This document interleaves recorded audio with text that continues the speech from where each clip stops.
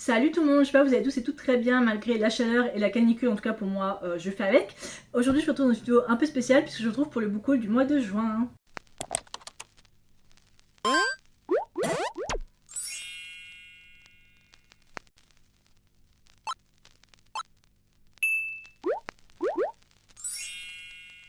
J'ai accumulé pas mal de nouveautés ce mois-ci, 12 au total. Graphique, manga, livre en anglais, livre en VO, livre d'occasion.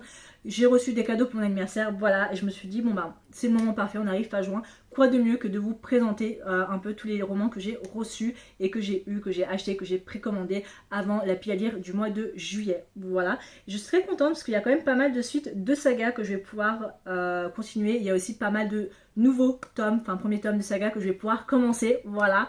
Mais écoutez, j'ai hâte de vous présenter tout ça. Je vais commencer par le seul graphique et les deux mangas que j'ai avec moi, comme ça on passe au livre. Le graphique que je vais vous présenter, c'est celui-ci, c'est Le Réveil de la Forêt de Sophie Monrebal et Anastasia Zababashkina chez Zabam Ouzou, qui fait partie d'une petite collection que j'aime beaucoup, que ma soeur m'achète à chaque fois pour Noël et anniversaire.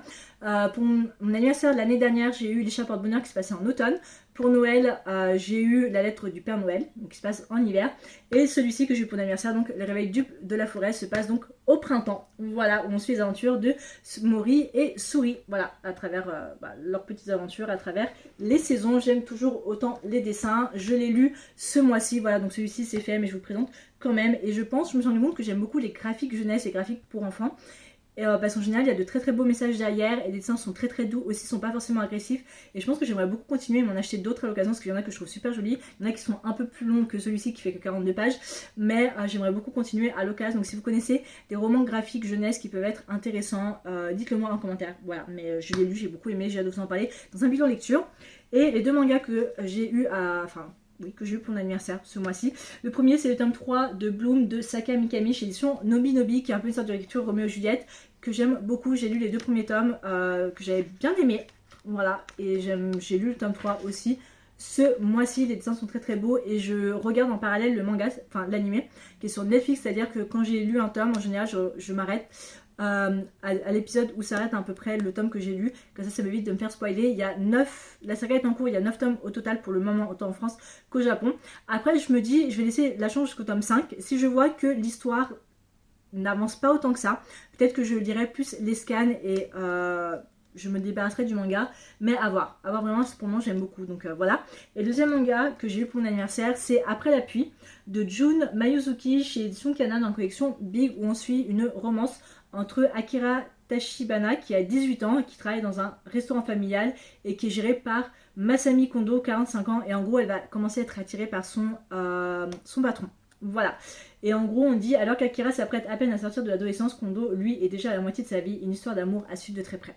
Ça a l'air vraiment génial, assez adulte aussi. Je pense que ça peut être très très intéressant. J'aime beaucoup les dessins.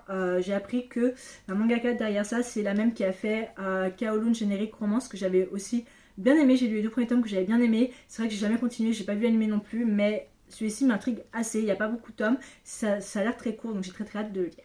Je vais passer aux 3 romans en anglais que j'ai. Ensuite, on terminera par les 1, 2, 3, 4, 5, 1, 2, 3, 4, 5, 6. Aussi romans en français que j'ai. Est-ce que j'ai plus de romans en français qu'en anglais ce mois-ci? C'est un miracle. Le premier, c'est A Touch Against the Night de Sabat Tahir, qui est donc le deuxième tome de Annabelle Ndiaye, donc Une braise sous la cendre. J'avais lu le tome 1 l'année dernière que j'avais beaucoup aimé. J'avais adoré sortir un peu de ma zone de confort et de lire quelque chose de complètement différent. Et je me suis dit, bon, il serait peut-être temps que j'achète le tome 2, en tout cas dans la même édition. À chaque fois que je passais à la librairie d'Emtown, elle n'avait jamais le tome 2 dans cette édition là et je me suis dit bon, il y est, je le prends avant qu'il disparaisse. Voilà, j'ai très hâte de lire. J'ai l'impression qu'il est plus gros que le tome 1. Il fait, si je compte pas les remerciements, 455 pages. Voilà, mais en tout cas j'avais vraiment adoré le tome 1. J'ai adoré tout côté Sahara, les deux personnages principaux qui ne se rendent compte que quelques fois dans le roman. C'était un premier tome assez introductif. J'avais beaucoup aimé, je me rappelle encore de la fin, donc ça va. Donc très hâte de le lire. En restant toujours sur les suites de saga, j'avais précommandé, je suis allée chercher donc Harvest Season de Bringweaver, qui est donc le deuxième tome du trilogie. Excusez-moi, Season of Carnage, qui est sorti en français aussi chez Édition Verso. J'ai très hâte de continuer. Voilà, je ne veux pas lire le résumé parce que je sais qu'on continue de suivre Nolan et Harper, et surtout après la fin de ce tome 1. Et est-ce qu'on peut parler? Ah là là, donc là on a Nolan, et donc là on a Harper. J'aime beaucoup comme les romans paperback commencent à avoir un peu plus d'artwork et tout comparé au hardback, donc je trouve ça vachement cool, donc très très hâte de le lire. Et le troisième et dernier roman en anglais que je me suis acheté, c'est When Spark Fly de Monica Murphy, voilà, où on suit une romance entre une Ernest, donc je suppose une princesse, et un pompier. Voilà, et je sais aussi que Monica Murphy, c'est l'autrice derrière Million Kisses in Your Lifetime. Je mets la couverture là, vous l'avez peut-être vu passer autant en anglais, je sais pas si c'est sorti en français, mais je sais que c'est une romance assez triste, donc là j'ai hâte de voir ce que ça peut donner. Je sais que c'est assez spicy, et c'est ce dont j'ai besoin. Voilà, une romance avec un pompier que je n'ai jamais lu. J'ai jamais lu ce type de roman, donc ça va être vraiment génial.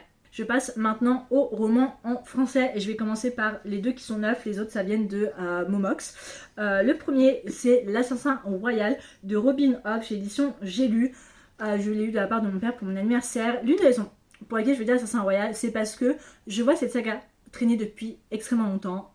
Je sais que c'est en fait la moitié du tome 1, puisque c'est une énorme saga, puis il y a d'énormes suites. C'est un peu, voilà, c'est de la high fantasy. Et en fait, ça m'intrigue assez. Ça m'intrigue assez, parce qu'en plus j'ai vu des fanarts sur Pinterest et tout que je trouve trop beau, et que je me dis voilà, ça me donne encore plus envie de lire. Et donc dans ce roman, ça se passe au royaume des 6 duchés. Le prince Chevalerie de la famille régnante des Loin-Vaillants renonce à devenir roi servant le jour où il apprend l'existence de Fitz, le fils illégitime. Le bâtard grandit à Castlesere sous l'autorité de Burrich, le maître d'écurie. Mais le roi subtil exige que Fitz reçoive une éducation princière. L'enfant découvre bientôt que le dessein du monarque est tout autre. Faire de lui un assassin au service du pouvoir. Et tandis que les attaques des pirates rouges mettent la contrée en péril, Fitz va constater à chaque instant que sa vie ne tient qu'à un fil, celui de sa lame. Voilà, je suis assez curieuse de voir ce que ça peut donner. J'aime beaucoup la couverture, je la trouve vraiment magnifique. Je trouve les tomes très beaux. C'est assez long, enfin c'est écrit tout petit déjà, donc il va falloir vraiment que je me concentre. Et c'est un roman qui fait 500 pages à peu près. Donc à voir vraiment ce que ça peut donner. Après si ça me plaît, ça me plaît, ça me plaît pas, ça me plaît pas. Mais j'ai envie de sortir un peu de ma zone de confort et lire quelque chose un peu plus adulte. Le dernier roman que j'ai reçu pour mon anniversaire, c'est Fou de la Reine de Quentin Jarnot chez édition Albin Michel dans la collection Nox, qui est donc une romance Dark Academia Rivals to Lovers qui se passe dans les Alpes suisses. L'Académie Castellane forme l'élite de demain aux 3 arts nobles, échecs, théâtre et littérature. Églantine, étudiante brillante et discrète, voit sa vie basculer lorsqu'une mystérieuse application d'échecs apparaît sur son téléphone. Le jeu, en apparence innocent, se révèle macabre. Chaque pièce perdue sur l'échiquier virtuel correspond à une personne retrouvée morte sur le campus. Pour arrêter le coupable, Églantine doit s'allier à son plus grand rival, l'insaisissable et fascinant Riven, dont la proximité fait naître en elle une attirance inattendue. Mais lorsque la mort rôde dans les couloirs du château et que chaque professeur, chaque étudiant pourrait être le meurtrier, peut-elle vraiment faire confiance à ce garçon énigmatique? J'ai vraiment très hâte de le lire. Voilà, c'est parti de ces romans que j'avais hâte de les lire. C'est tout. C'est tout. Ça a l'air vraiment d'être tout ce que j'aime, donc j'ai très hâte. J'ai vu des retours assez positifs dessus. Donc voilà, alors je sais pas s'il y a des trigger warnings. Ah si. Trigger warning, meurtre, agression physique et sexuelle, troubles du comportement alimentaire, harcèlement, mention, viol, mention, suicide, mention. Voilà.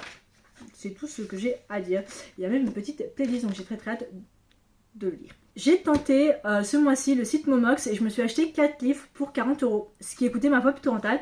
Je me suis acheté, attendez, 3 livres en français, un livre en anglais. Et le premier que je me suis acheté, c'est One Golden Summer de Carly Fortune que j'ai acheté chez Penguin, qui est donc le tome compagnon de la duologie Paribet, donc Every Summer After, que j'ai lu aussi ce mois-ci, que j'ai adoré. Donc celui-ci je l'ai lu aussi dans la foulée, puisqu'on suit l'histoire de Charlie et Alice Charlie, qui est donc le frère de Sam dans Every Summer After. Voilà, et parce que après la fin de cette saison 1, je me suis dit, mais attendez, mais il se passe quoi? Qu'est-ce qui arrive à Charlie? C'est quoi cette histoire avec la photo et le bateau? Qu'est-ce qui se passe? J'ai lu, j'ai compris, j'ai adoré. Voilà, j'ai un peu plus apprécié Every Summer After, mais j'ai beaucoup aimé One Golden Summer. Je me suis beaucoup retrouvée dans le personnage de Alice avec ces personnes qui ont la trentaine et qui savent pas quoi faire de leur vie. Voilà, mais en tout cas, j'ai hâte de vous en parler dans un bilan lecture. Je me suis ensuite acheté sur Momox Collision de Balcabra chez édition Roncière, qui est donc le premier tome de sa saga. Qui est une saga de romance au hockey. Voilà, on suit Summer qui déteste le hockey. Lorsqu'on la force à prendre ce sport comme sujet d'étude pour entrer dans un programme prestigieux, elle est tiraillée entre deux désirs contradictoires. Réaliser son rêve de toujours, devenir psychologue du sport ou rester loin, aussi loin que possible d'une patinoire. Hayden est le capitaine de l'équipe de hockey de l'université des Dalton. Alors qu'une action irréfléchie menace de compromettre toute la saison, son entraîneur lui impose un ultimatum, participer à un projet de recherche étudiant ou être exclu de l'équipe. Obligés de collaborer mais incapables de s'entendre, Summer et Hayden ne cessent de se chamailler, jusqu'à ce que le désir et les sentiments s'en mêlent. Entre une étudiante obsédée par son avenir et un athlète dont toute la vie tourne autour du hockey, il sera impossible d'esquiver la collision. Voilà, retrouvez une scène bonus exclusive entre Hayden et Summer. J'aime beaucoup les pages, voilà. En vrai, pour des livres d'occasion, ça va. Bon, il est un peu corné ici. Et il y a 2-3 trucs noirs, mais je vais pouvoir les enlever. Mais en vrai, je trouve que pour de l'occasion et pour un roman qui de base coûte 19,90, il est en très bon état. Et j'avais très hâte de dire, je sais qu'il est sorti en poche, mais bon. Ah voilà, Choc sur la glace, tome 1. J'avais hâte de voir si ça peut te donner. Il n'y a pas l'air d'avoir de trigger warning, donc j'ai hâte de voir. Vraiment, j'aime les hockey romances, vous savez. Donc c'est parfait. L'avant-dernier roman que je me suis acheté sur Momox, c'est The Love Code de Susanna Nix, excusez-moi, qui est le premier tome de sa saga Chemistry Blossom chez édition de Chatterley. J'ai eu le tome 2 cette année de la part de Glyph édition de Chatterley en service de presse qui s'appelait Dating and Other Theory. J'avais vraiment beaucoup aimé. Et en fait, notre personnage masculin principal faisait partie du tome 1. Je me suis dit, voilà, il est d'occasion, je vais l'acheter. Il y a le tome 3 qui est sorti, le tome 4 qui va sortir aussi. Bon, j'aime qu'il y a quelques taches noires juste là. Mais dans l'ensemble, le roman est en très bonne qualité. Voilà, il coûte 18,95. Il fait pas beaucoup de pages par contre. Comparé au tome 2, il fait, si je compte pas les remerciements, 337 pages. Voilà. Et dans celui-ci, on suit Mélodie qui est passionnée par l'informatique, diplômée du MIT et brillante. Passant un entretien pour l'emploi de ses rêves dans une entreprise du secteur aérospatial à Los Angeles, elle découvre que son coup d'un soir à l'université travaille là, mais surtout qu'il est le fils du PDG. Jérémy a une petite amie et plutôt mauvaise réputation. Mélodie décide donc de garder ses distances. Malgré ses bonnes intentions, elle ne semble pas vouloir l'écarter de sa vie. Alors que les deux commencent à forger une amitié improbable, l'attirance de Mélodie pour Jérémy devient plus profonde qu'elle n'est prête à l'admettre. Celle qui joue toujours la sécurité peut-elle prendre un risque avec ce bad boy. Voilà. J'ai très hâte, ça tourne beaucoup autour d'aérospatial, space et tout. Bref, j'avais beaucoup aimé le tome 2, donc j'ai hâte de voir ce que le tome 1 peut donner. Et le dernier roman que je me suis acheté d'occasion parce que impossible de le trouver en librairie, genre vraiment j'ai fait toutes mes librairies, j'arrive même pas à trouver Fuel de Fire, c'est Addicted After All de Christa Beccacci chez édition Verso, qui est donc le dernier tome sur Lily et Lorraine.